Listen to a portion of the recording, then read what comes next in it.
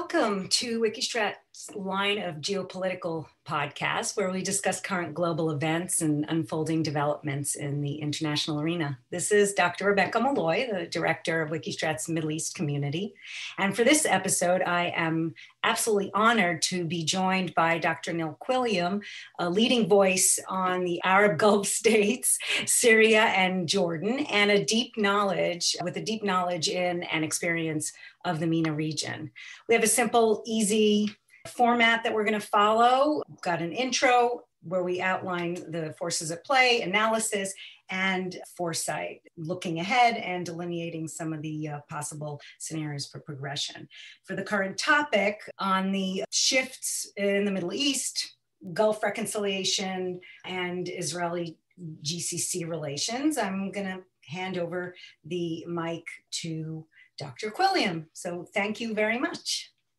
Thank you very much, Rebecca. It's great to be on this podcast, and very happy to talk about these shifts in the Middle East. It's always a little scary when someone describes you as an expert and having deep knowledge. I think we all have to have some modesty when it comes to the region, especially because it does throw up some surprises and things that we never anticipated. So I think we're always scholars of what's happening. So today I'd like to really talk about sort of Saudi-UAE relations, but through the prism of Israel, which probably isn't a regular prism through which one would look at these two states. But I really just want to sort of touch upon the status of the relationship, perhaps over the past few years, look at it where it is now, and then think ahead. And at the same time, sort of talk a little bit about the Gulf reconciliation and where that's tending. So I guess our three key players really are Saudi, Emirates, and Israel. And I want to just sort of tease a little bit on the Saudi-Emirati relationship. I mean, it's sort of well documented that the relationship over the past few years had, I would say, probably until about 6 or 7 months ago, been growing and been strengthening. Mohammed bin Zayed, of course, who was, if not instrumental, but certainly very happy that Mohammed bin Salman rose to prominence and displaced Mohammed bin Nayef as crown prince. MBZ, as we'll call him, of course, was delighted with that. And it really sort of allowed him to advance his relationship with Saudi Arabia. And for a period of time, at least, I would say sort of put his proverbial arm around MBS and say, now listen, young man, you may be sort of about to inherit this huge state in the region, the size of Western Europe, but you're young and inexperienced, and I want to show you the ways. I want to show you the ways of the world. And for a large part of the last few years, Zed was quite successful, I guess, in sort of pulling MBS alongside and sort of sharing this vision of the region. And that vision actually really has been sort of described by a lot of us analysts and certainly one or two others from Chatham House as sort of mapping out an alliance of strong states across the region. Strong states where you have prominent militaries, you have a sort of secular, in a polity sense, view of the world, as opposed to a sort of counter alliance of states led or that draws together, Qatar, Iran, and Turkey, not as an alliance, that's far too strong, but where they have a confluence of interests. So you could argue two different axes, perhaps, again, a very strong term, of states that see political Islam as an integral part of the region, and the other sort of axis are seeing a sort of more secular polity point of view. And this, I would say, was largely part of sort of MBZ's vision for the region. And he sort of pulled the young crown prince along with him, and they sort of walked down the path for some time.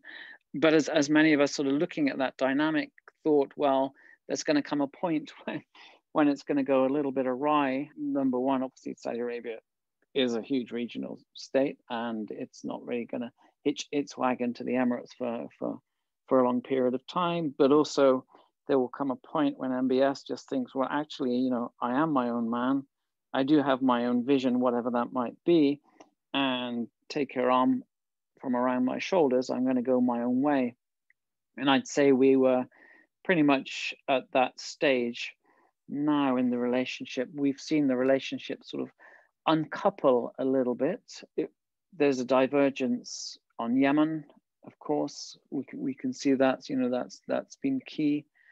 We can see that MBZ has been unhappy with the sort of litany of MBS foreign policy disasters. We don't need to list them all now, but we can see them all sort of laid out. And I guess what we can see is that no longer has places his confidence or trust or faith in MBS. He sees MBS as being a bit of a loose cannon, someone who's made far too many missteps. And MBZ, by and large, like him or loathe him, does seem to be quite a strategic, rational player and doesn't want to be seen or working with, you know, a young, irrational player next door. We've seen a little bit of these tensions sort of playing out in OPEC. At the last joint ministerial meeting just before December, the UAE made it perfectly clear that it wants to lift its production capacity from 3 million up to 5 million.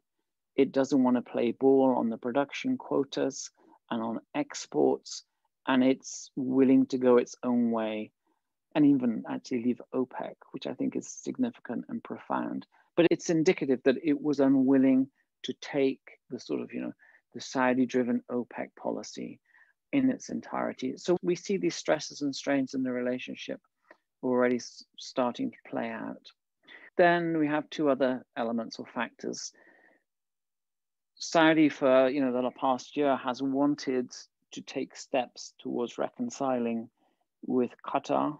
That was made very clear to me and one of my Chatham House colleagues a year ago, that they wanted to reconcile. They wanted to address, the dispute, not in its entirety, not down to the 13 demands, but they could see that, you know, there would be a change in, there would be a new administration coming in, as we've seen yesterday, whether that was going to be a Trump 2 or whether that was going to be a Biden administration. A sort of unified GCC would be a much better tool or vehicle for confronting Iran.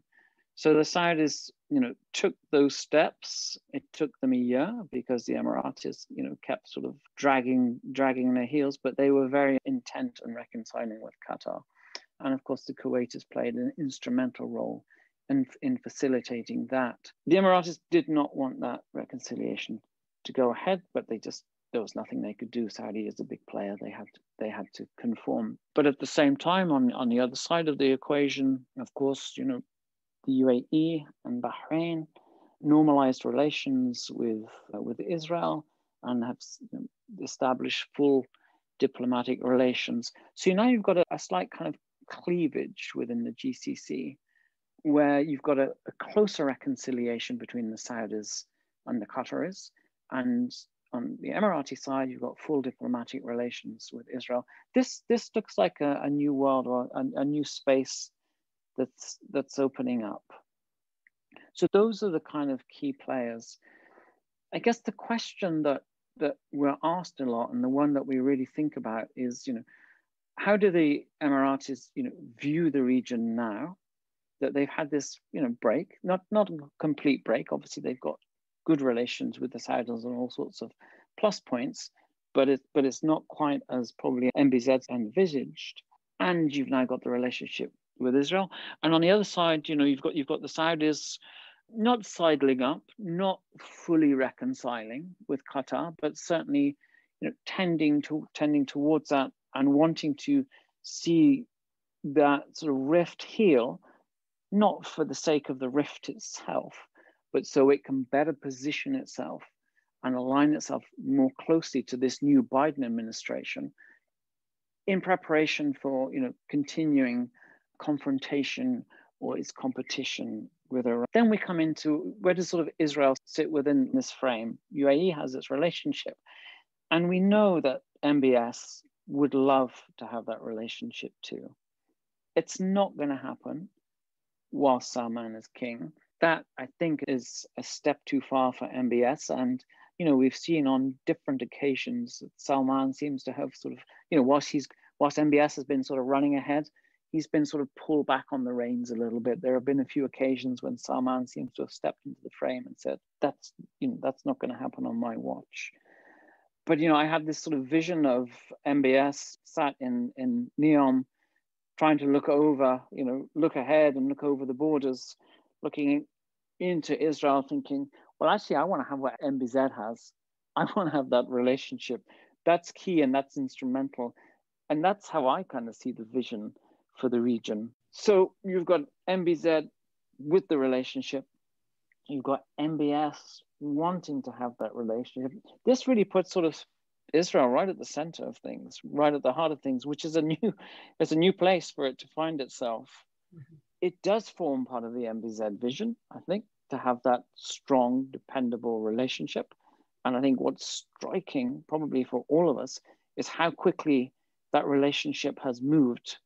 From a standing start, it's advanced very, very quickly. Nothing like the Jordan-Israel relationship post-treaty or Egypt relationship post-treaty. So MBZ really does have this view that Israel is an integral part of the region for itself. And that's predicated against an assumption that the US is long-term withdrawing. It's an irrevocable withdrawal from the region, whether that happens in the next few years or not, but it is preparing. And that relationship is key and instrumental for defense, for technology, for investment, for tying also the economies together to confront and face Iran. And Saudi very much wants to be part of that. Now, the question would be when is that going to happen? When can MBS, so post-Salman, I guess we say, when can it take that relationship forward? The trial balloons have already been floated. I think there has been little resistance recorded, we'll say, in the Emirates and some less in Bahrain.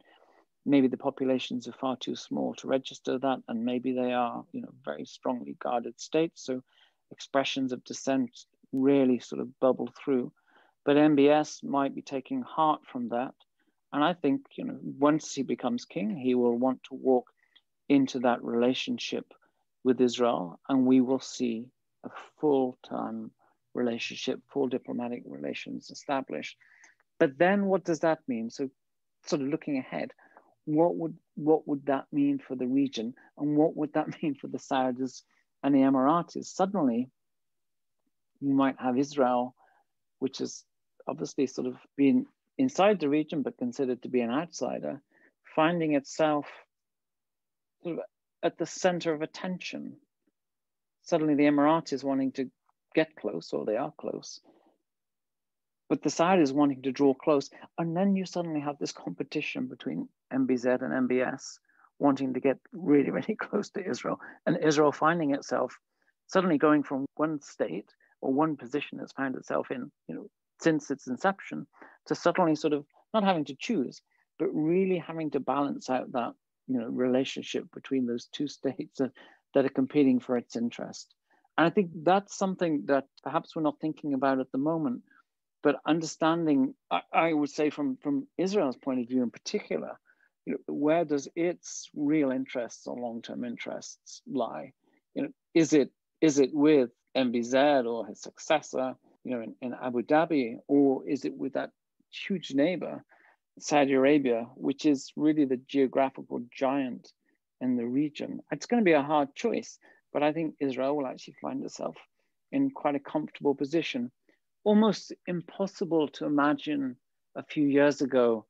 And as I say it, it seems like something very strange to envisage. But if one sort of plays out that Saudi Emirati, relationship in one's mind, where they've come from, where they are currently, and where they might go, I could see that coming into being. A little bit strange now, but it will be nice to look back in maybe 5 years' time and see whether that's right or wrong. Thank you. Very, very fascinating. What I'm finding, the way you presented it, I feel like Israel, you're saying that Israel will find itself at the center. And it's funny to say it that way, because I find that they were always at the center, even though from a completely different perspective. Of course, Yes. the Palestinian-Israeli conflict, they were always at the center, but yet on the margin. And yet now this like coming into being of Israel at the center from a completely different perspective. And of course, we're all expecting this to somehow impact the Arab-Israeli conflict. I mean, personally, I'm hoping that it would move it, period, on a track toward a two-state solution. So when you're saying Israel will find themselves at the center, I think what you were saying was it would both be in terms of security issues vis-a-vis Iran, as well as economic development. And I think those are the two, major considerations for Israel, as would be, I think, for Saudi Arabia. I mean, is that the relations with Israel, are they moving? What is motivating them mostly? What do you think weighs heavier, security or economic development? Or is it both and they're intertwined? Because, I mean, I don't know that you can really ultimately separate the two. What is your take on that? No, I think it's both. I think, and when we're thinking about security, we have to think of that in a broader frame. I mean, it's part of meeting the sort of, the challenge from Iran, of course, but also there's longer term, the issue of domestic security. Mm-hmm. And, they really have to make progress on Vision 2030.